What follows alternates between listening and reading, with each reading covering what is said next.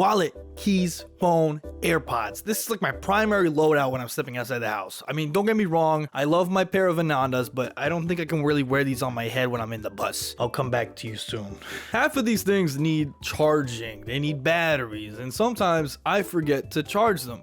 You can solve this by bringing a portable battery. This is a very common solution. One thing I hate though, more than putting extra stuff in my pocket, is making YouTube thumbnails, but also putting wires in my pocket. Do you remember when like wireless charging was the biggest trend on phone manufacturers? Like it was supposed to take the world by storm. It was unveiled on iPhones. It was unveiled on the Macs, like with the MagSafe. We had crazy Qi charging specs. It was like a foundational flagship feature for phone manufacturers. It even changed how phones were designed with their new glass backs to facilitate induction charging. And yet, I just think that no one really cares about wireless charging, and I want to talk about that. So first of all, I want to establish this. The wireless charge pad in your car is incredibly convenient. If you have access to a wireless charging pad in your car, you're probably going to use it, especially because you can just throw your device into a vague spot and have it guaranteed to charge. That is the dream, to me at least, but it hasn't replaced cable charging in the mainstream. Of course, this could be like an aux port situation where manufacturers will simply replace the charge port to force adoption of a product before the mainstream is really ready for it. However, this does seem like a nightmare for a few reasons. So one, efficiency. Wireless charging needs to blast out an incredible amount of energy in order to properly charge your device at a decent rate. Without direct contact via pins or ports, induction charging just straight up requires more energy, and it's simply a limitation of not having direct contact via pins and ports.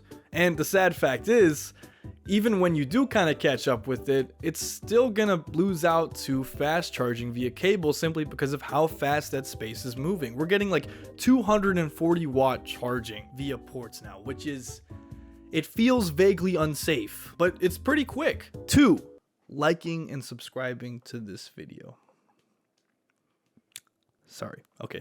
2 is also heat, by the way. Heat is probably the most underrated issue when it comes to induction charging, especially if you use these things like I do. These are portable MagSafe chargers, and all you do is you simply attach them to the back of your phone, and they're held in place with magnets, and they charge your phone. That's it. It's very simple. And I actually really like them for their simplicity. Just the idea of not having to bring extra wires is the real dream here, right guys? Your pocket essentially becomes a charger just because you have to slip your phone in, and maybe you have to jiggle your hand around a little bit to get the magnets in, but once they're in, they're in. It's not gonna move. However, the big weakness here is still gonna be heat, just because of the sheer wattage being blasted out. These things are basically giant batteries that have a little charging coil so that they can maximize how much energy they can blast out into your phone.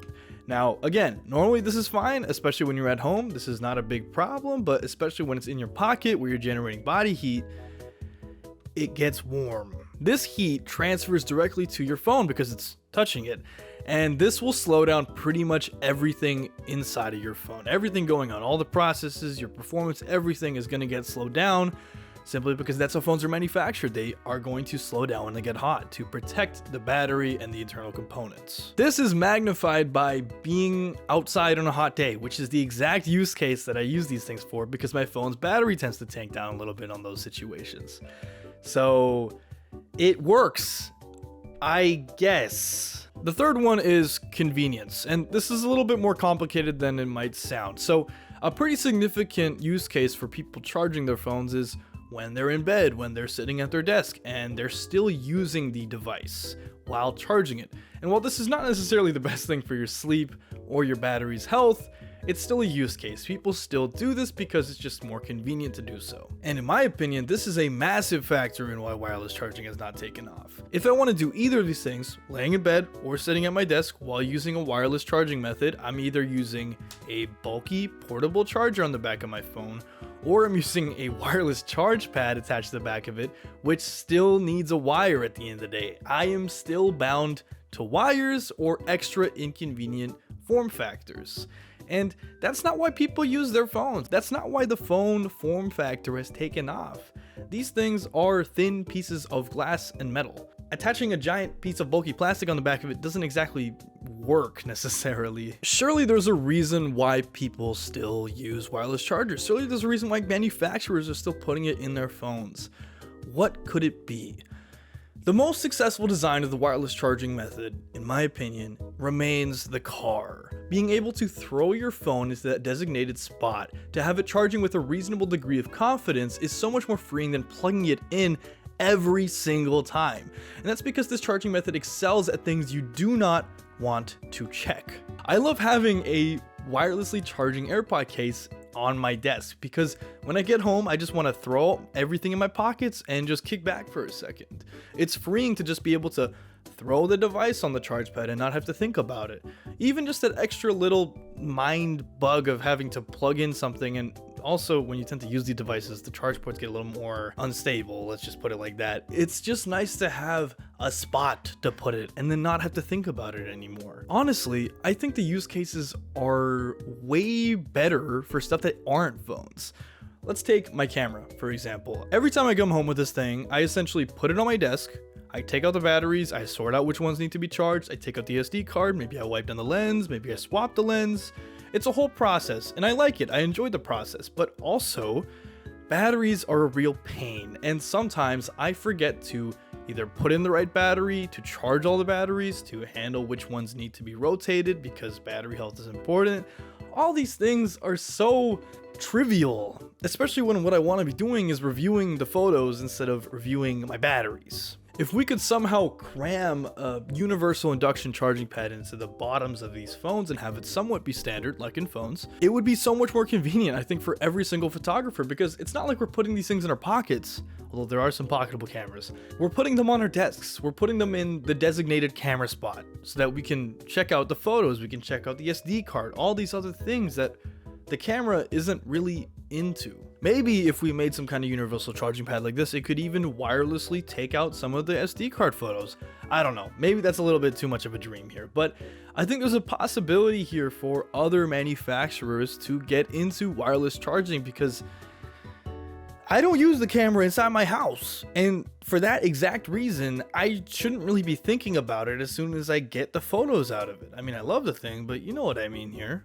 If you're having issues with screen time before bed, I think that having a wireless charger is actually a great solution for that, because you're forcing yourself to put your phone on the cradle, the charger, whatever it is, and to have it stuck there, basically permanently, unless you really need to set an alarm or respond to a text or anything. A lot of phones now actually have these things called like standby modes, where essentially as soon as you put it on that stand, you kind of rotate it, it becomes an alarm clock. It stops really being a phone, and I think it's really useful for this situation. I think that's something we really need to focus on, because intentionality is kind of the most important thing when you're surrounded by digital devices. There are a few issues that I foresee still being issues still into the future though, and I'm still kind of concerned about them. The heat issue is one. When wireless charging was first announced, I was really excited by the idea of having a freed port, simply because you could wirelessly charge your phone via the back and have an open port to do whatever you want with, maybe have a microphone attached to it. And that's a really cool idea to me, because I like shooting movies and stuff. I like shooting videos, and honestly, having that open port is really useful, especially when back in the day, we were stuck with USB 2.0 speeds on our phone ports. You can still kind of do this, but you're still taking your phone's performance to get that free port, and oftentimes your phone will automatically shut off recording when it gets too hot. Plus, newer phones have USB-C, which can do all kinds of dongles to split power alongside fast charging, which has become faster and faster and faster. So I think that use case is almost kind of gone now. Portable charge packs might get better, and I've even seen designs where there's a little fan right here even that can sort of minimize the heat gain and the heat transfer, which I think is really cool because my phone gets really hot nowadays. I don't know how well it's actually going to work in real life, especially in your pocket with a moving part. I'm kind of scared of stuff getting stuck in it. I don't know. I haven't tried it yet. I can't really verify as to if it'll work or not, but we'll see. All of these factors contribute to possibly my most controversial opinion I've put out on this channel yet, which is that we need to bring back Pogo Pins, okay? We need to bring back Pogo Pins like on the iPad that let you attach keyboards and stuff. Okay, that's way better than wireless charging. Let me explain. Okay, so first of all, if you have a laptop, if you have a MacBook especially, you probably know about MagSafe. You know about how it wirelessly attaches and it still contributes extremely fast charging speed while essentially being a magnetic charger, a wireless charger even, kind of, not really. The pins essentially act as the cable connection, and that to me is exactly the same as wirelessly attaching your phone to a charger. There is no difference for me here because it's still being wirelessly stuck to a very specific position onto the phone. A massive con here would of course be that wirelessly charging your phone on a vague position on a mat would now kind of suck with Pogo Pins, and we'd have to find a different solution for that. The situations that have wireless charging via strict attachment via magnet would be vastly improved simply because you're getting direct contact onto the phone, and that's so much better than induction charging. It would be the exact same thing, only with better charging speeds and performance because there's direct contact onto the pins, and I'm also fairly confident that the batteries themselves would not get as hot. Although I could be wrong here. This would also eliminate the need for glass-backed phones. And I'm not saying there's anything necessarily wrong with them, but they are very fragile, and being able to go back to metal-backed phones would be really cool. I genuinely miss Pogo Pins, and having them on an older iPad is really nice, especially when you have a keyboard that can attach to it. At the end of the day, wireless charging works for things that you do not want to be actively using. AirPods at home, phone in the car. These are scenarios where you want to be truly hands-free and unbound to these devices. My only hope is that other manufacturers, like camera companies, can open their eyes to what this technology can mean for the average consumer, prosumer, pro. All these people can benefit from the idea of being able to put your device away and not have to think about it for a little while. Give it a shot. Thank you for watching. If you enjoyed this video, thank you very much. Leave a comment if you want to keep talking. I love talking about this kind of stuff. This is such a weird issue for me. It's so strange because people don't really talk about it, but it's also kind of everywhere. It's just sort of underneath everything, and it's not quite mainstream, but it kind of is because it's in your cars. It's weird. Thank you very much. I will see you in the next video.